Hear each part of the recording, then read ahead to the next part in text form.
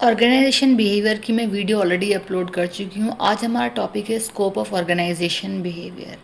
So the first point is individual behavior. Individual मतलब होता है एक सिंगल पर्सन, तो हम एक सिंगल पर्सन की बात कर रहे हैं या उसके बिहेवियर की बात कर रहे हैं। ठीक है, तो अब सिंगल पर्सन के बिहेवियर की बात करें तो उसमें कौन कौन सी चीज़ें आती हैं। फर्स्ट इज पर्सनालिटी, कि एक सिंगल पर्सन की पर्सनालिटी कैसी होगी। ठीक है, पर्सनालिटी में हमारा क्या आता है कि उसने किस तरीके से कॉस्ट्यूम को वियर किया है। ठीक है, मतलब एक तरीके से ऑल ऑफ अटायर उसकी हम बात करें तो उसका पार्ट ऑफ पर्सनालिटी है। Next is perception. परसेप्शन मतलब उसकी ओन थिंकिंग, कि उसकी अपनी खुद की थिंकिंग किसी भी चीज़ के बेसिस पे, वो हमारी परसेप्शन है। एटीट्यूड आप समझ सकते हैं। लर्निंग, किसी चीज़ को लर्न करना। एंड द मोटिवेशन, कि किस तरीके से एक सिंगल पर्सन मोटिवेट होता है किसी भी एक चीज़ को लेकर के। ठीक है, तो ये पार्ट हमारा सारा किस चीज़ का, एक इंडिविजुअल बिहेवियर, एक इंडिविजुअल पर्सन का बिहेवियर इन सभी चीज़ों पर डिपेंड होता है। ठीक है, इन सभी चीज़ों के बेसिस पे हम एक इंडिविजुअल पर्सन के बिहेवियर को जज कर सकते हैं।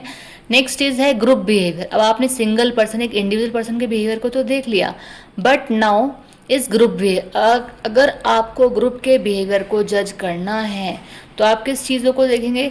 टीम डायनामिक, कि जो एक डायनामिक मतलब होता है चेंजेस, फ्लेक्सिबिलिटी, कि टीम में क्या कुछ चेंजेस आ रहे हैं, क्या कुछ फ्लेक्सिबिलिटी हो रही है, वो पार्ट हमारे ग्रुप के बिहेवियर का ही है।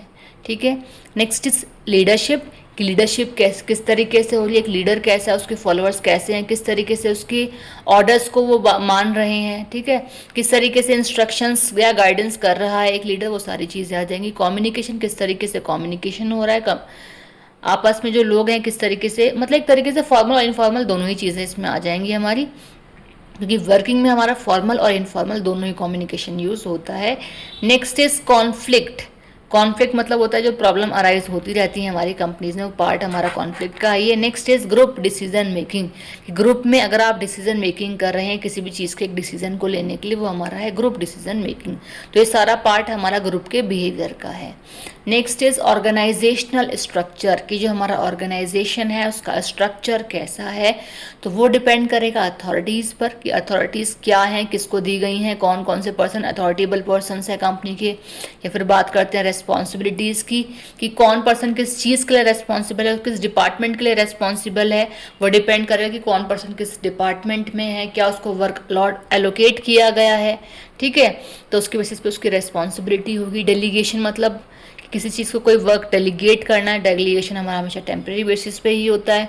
Next is formal and informal structures, कि हमारी कंपनी का एक फॉर्मल या फिर इनफॉर्मल जो स्ट्रक्चर है वो हमारा ऑर्गेनाइजेशनल स्ट्रक्चर में आएगा।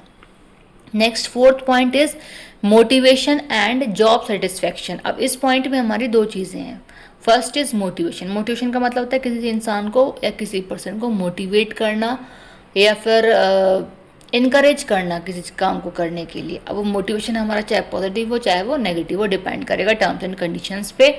ठीक है, जॉब सेटिस्फेक्शन का मतलब होता है कि कोई जो सिंगल पर्सन किसी भी जॉब को कर रहा है, किसी एक वर्क को कर रहा है, वो अपनी उस पर्टिकुलर जॉब से सेटिस्फाइड है या नहीं, उसकी क्वालिफिकेशन के अकॉर्डिंग उसे जॉब मिली है या नहीं, वो हो गया उसका जॉब सेटिस्फेक्शन। अगर हम बात करते हैं एक फॉर्मल वे में, तो एक जो पर्सन जिस तरीके से वो क्वालिफाइड, जितनी उसके पास डिग्री, जितना उसके पास एक्सपीरियंस है, उसकी बेसिस पर अगर उसे जॉब मिलती है तो वो होता है उसका जॉब सेटिस्फेक्शन।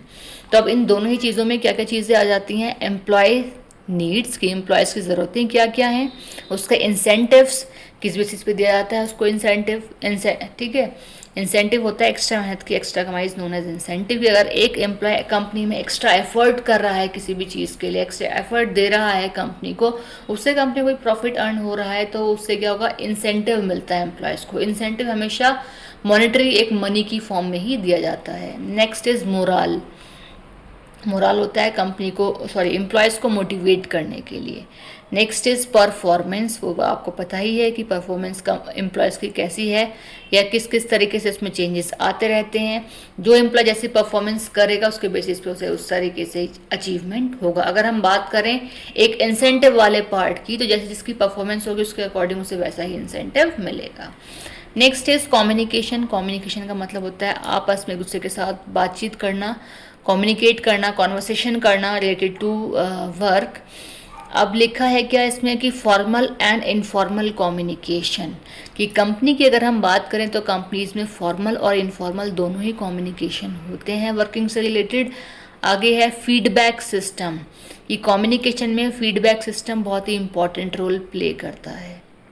अगर हम बात करते हैं दो पर्सन्स की, कि एक पर्सन ए ने पर्सन बी को एक इन्फॉर्मेशन फ्लो की, फॉर एग्जांपल रिटर्न में इन्फॉर्मेशन फ्लो की, तो जो पर्सन बी है वो फीडबैक या फिर रिप्लाई करेगा पर्सन ए को। तो जो उसके फीडबैक से कहीं ना कहीं जो पर्सन ए है उसको चीज़ें क्लियर कट हो जाएंगी कि जो पर्सन बी है उसको मतलब जो समझाया था या फिर जो उसने बताया है पर्सन ए ने, उसको ढंग से समझ में आया है नहीं आया है, उसको वो इन्फॉर्मेशन मिल गई है या नहीं मिली है। तो फीडबैक का ये इंपॉर्टेंट रोल प्ले है। Next point 6 is conflict and stress management. Conflict होती हैं जो कंपनीज में प्रॉब्लम्स क्रिएट होती हैं, वो हमारा पार्ट कॉन्फ्लिक्ट्स का है, जो कि हर एक कंपनीज में होती ही होती है। मिसअंडरस्टैंडिंग्स भी बोल सकते हैं आप, डायरेक्टली कहें तो प्रॉब्लम्स, है ना। आगे है स्ट्रेस मैनेजमेंट। स्ट्रेस मतलब एक पार्ट ऑफ टेंशन है, एक नेगेटिव पॉइंट है, ठीक है। तो स्ट्रेस अगर कंपनी में है, एम्प्लॉयज को स्ट्रेस अगर हो रहा है तो उस स्ट्रेस को मैनेज भी करना है टाइम टू टाइम। चाहे एक इंडिविजुअल पर्सन खुद उस स्ट्रेस को मैनेज करे, चाहे कंपनी उसको मैनेज करे। अब वो होना है तो वो कैसे होना है वो डिपेंड करेगा पर्सन टू पर्सन या फिर कंपनी। अब इसमें क्या क्या चीज़ें आती हैं, इसमें कॉजेज ऑफ कॉन्फ्लिक्ट, कि जो कॉन्फ्लिक्ट्स क्रिएट हो रहे हैं कंपनी में उसके कॉज, उसके कारण क्या है, क्या रीजंस हैं जिसकी वजह से कंपनी में कॉन्फ्लिक्ट क्रिएट होते हैं और रिपीटेडली वो आते रहते हैं। आगे है स्ट्रेस रिडक्शन टेक्निक्स, कि स्ट्रेस को रिड्यूस करने के लिए, कम करने के लिए कौन कौन से टेक्निक्स हम यूज़ कर सकते हैं कंपनी में। आगे एम्प्लॉय वेल बींग, की जो एम्प्लॉयज़ हैं वो किस तरीके से वेल हो सकते हैं, ठीक हो सकते हैं, प्रोग्रेस नेचर में आ सकते हैं, उनका प्रॉफिट हो सकता है, एक हेल्थ इन्वायरमेंट में काम को कर सकते हैं, पॉजिटिविटी उनमें आ सकती है ना। Next and last point is organizational effectiveness, कि हमारा ऑर्गेनाइजेशन जो है वो इफेक्टिवनेस उसमें रहे।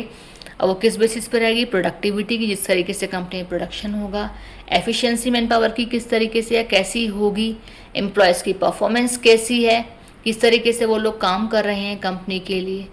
नेक्स्ट इज गोल अचीवमेंट, कि गोल को कैसे अचीव किया जा रहा है कंपनी में। तो ये सारा हमारा पार्ट आएगा ऑर्गेनाइजेशनल इफेक्टिवनेस में। So these are the all over scopes of organization behaviour.